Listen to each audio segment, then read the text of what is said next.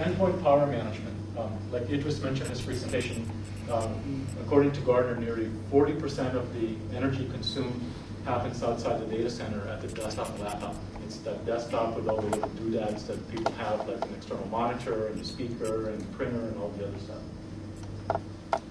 So we created a central policy at IT with different management classes. So here's the management process for developers. Here's the management class for the finance guys and the sales guys did.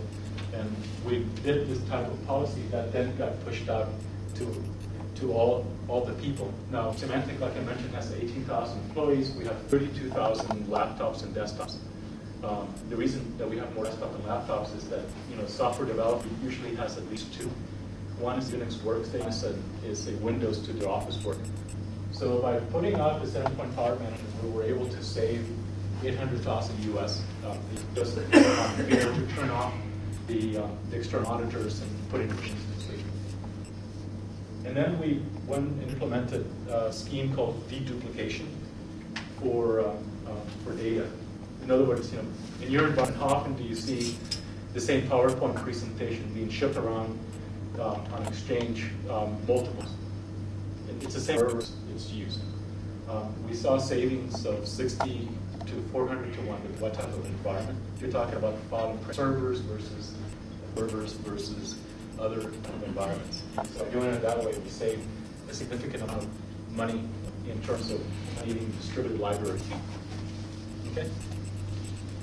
Any questions on that? Why didn't you do it sooner? That's always the good question. So part of it is technology. Even if we wanted to, we couldn't. In cases like in storage tiering, one of the big areas where we actually were able to save a lot was by using the new storage devices that are made. From an application perspective, the data was still online. From a energy usage, a made device uses 1/64th the amount of power of the same group. It's partly process, it's partly technology.